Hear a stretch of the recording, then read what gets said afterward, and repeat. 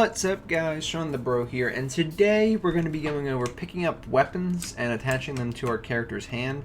So this is as simple as it seems. I'm not going to make this overly complicated because I've already done a pick up weapons tutorial in the third person tutorial series. I'll go ahead and link the iCard to that right now, but we're not going to worry about that right now because in the next episode we're going to be going over inventory and actually storing things. So for now, I literally am just going to run into an object, such as this dagger or sword in front of me, and attach it to my character's hand in the way we want.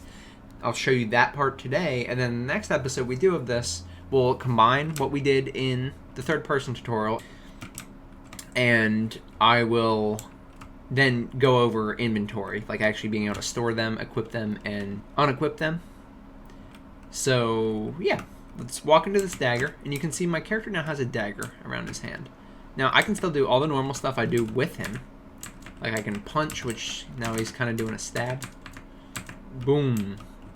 And I can also go ahead and pick up this sword.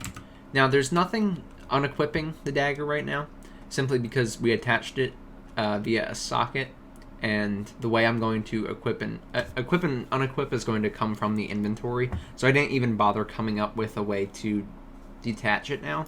It's going to be a lot better in the future in the next episode. So now you can just have this cool sword dagger thingy. Okay, so we're going to keep this one pretty short and simple. What we're going to do is we're going to decide where we want our weapons to spawn for our character, right? Because we have these weapons here, and we want to be able to collide with them, and then them go to a certain spot on our character's skeleton. Really a part of their body that we're going to have to assign to their skeleton. So, if you go to your character's skeleton, and if you don't know how, it's okay. You can find it in a lot of different places. Like, for me, I have an art characters, and then, whoopsie, even I don't know. I moved everything to assassin. But you can click on the skeletal mesh, the animation graph, the mesh itself. You can click on a bunch of stuff. You'll be able to find this. Just look at the top right. Like if you're on the Anim BP, the mesh, that character blueprint, or the physics asset, you can just click skeleton and you'll be able to find it if you can't find the skeleton itself. Now remember, I downloaded this guy off Mixamo. If you would like to know how to download these characters and import them into your game, you can click the iCard there to go learn how to get our friend here into our game. Okay, so when you're in the skeletal view here, you have, basically this is the skeleton tree. You have a bunch of different bones that you can attach things to. Now this is the structure of how he's set up. So you can do things to him as much as you want. I can twist his arm around, whatever. But what we want to do here is actually attach a socket that we can use to not spawn items, but really literally just place items into, right? So for me, I'm guessing he's right-handed. He can be, left or right-handed, doesn't matter. But for me, I'm going to make him right-handed. So I go to where my right hand is, and I figure out where I want it to be, right? So right hand's good. Can I get anything closer? Maybe not. But you can go to your fingers, like a right hand thumb, right hand index, wherever, really. Just somewhere on your right hand, grab where you want. And you can right click and hit add socket. And it's called right hand socket. Then you can click the little translate button up here and move the socket around. Okay, so you can place it wherever you want. I could place it on his forehead if I wanted. Now I'm going to delete this one because I already have weapon socket. So, but make your socket, place it wherever you want. Mine's weapon socket, I placed it right here.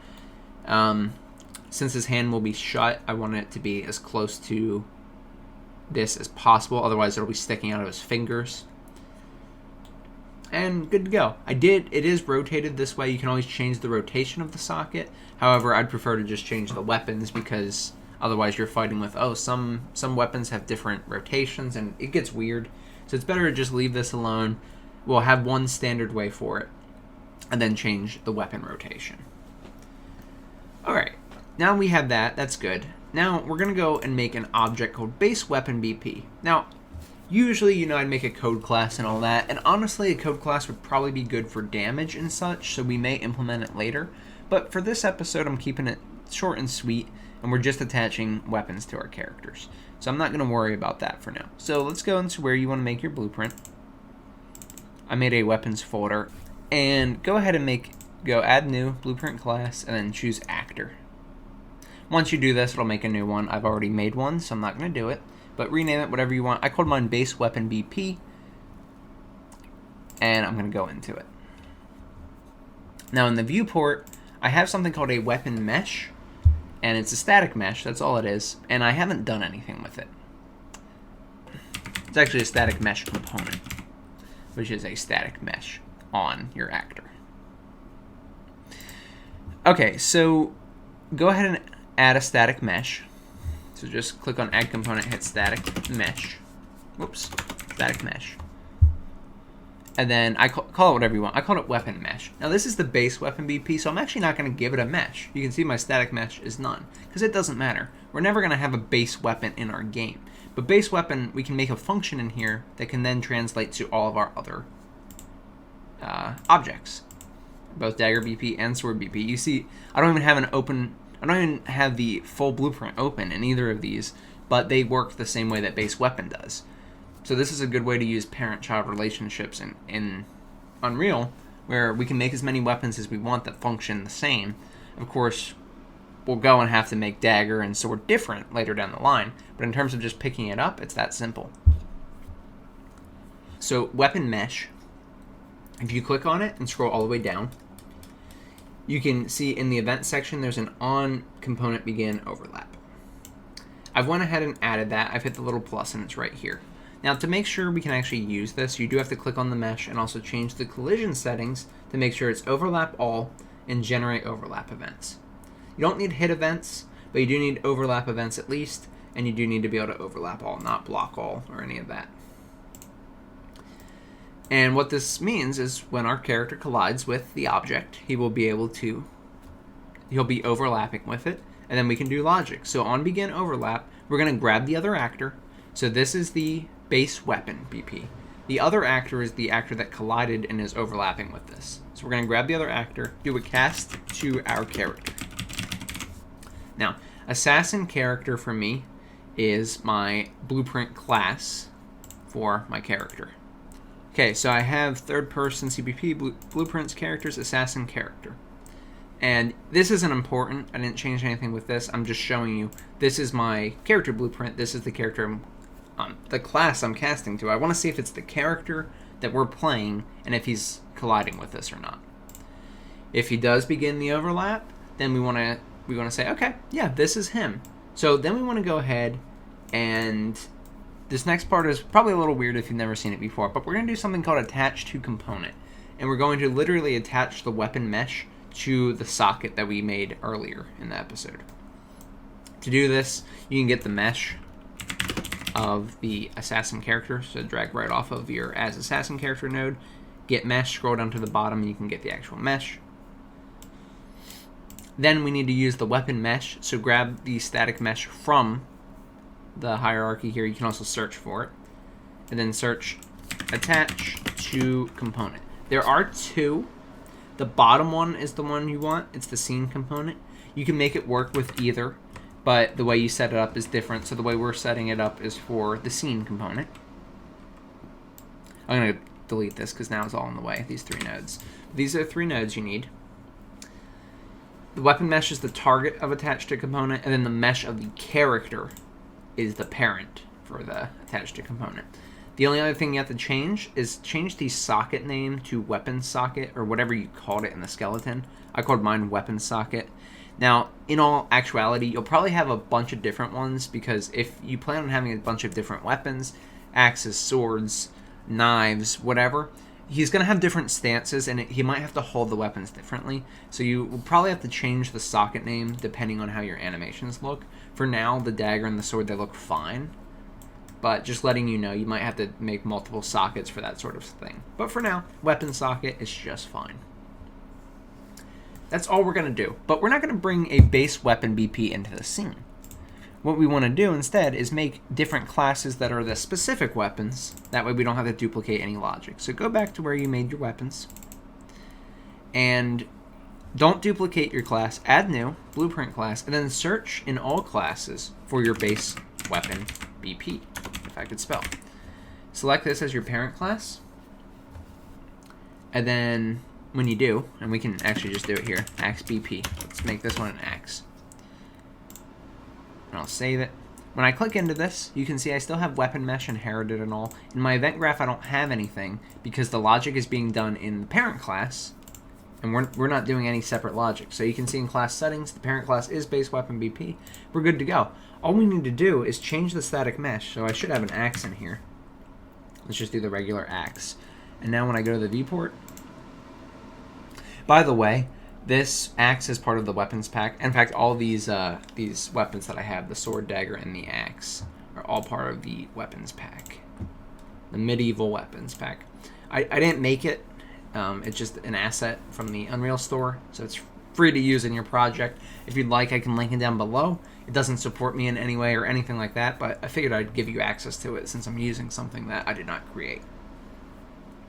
So anyway, I've got these weapons, and I don't have to do anything in any of them for the event graph. Literally nothing at this point. Again, you can add more functionality later, and we probably will. But in terms of right now, we don't need anything. The event graphs are empty. All three of them. But what I can do now is drag them into the scene. So I can also drag the axe into the scene. Now the axe will probably look weird because it's not really meant for this kind of interaction. Like, it's facing the wrong way, and also it's I feel like axes are usually two-handed. But you can see I can attach weapons this way quite easily. So if I go and get my sword, it looks pretty good. I mean, it clips through my head, and there's things we can do about that. But, you know, I could also play different animations and things. So attaching it to our component is good. In fact, it's probably the way we'll keep it. However, it's not going to be enough. We need to do the inventory so we know what weapon is equipped, so we know what animations to perform. Like a dagger stab is going to be different than a sword slice or an axe swing or something. And we also need to be able to unequip our weapons because we don't want to just sit here and rack up our weapons. We're making the ultimate weapon. But all jokes aside, we'll be covering that in the next episode. I wanted to keep this one short and sweet. This is how you can attach items because this is a fun one. You can play around with it, have a good time. And in the next one, we'll get more serious, set up the inventory, and we'll be able to switch between these weapons. Maybe even perform different animations or damage based on the weapons we have.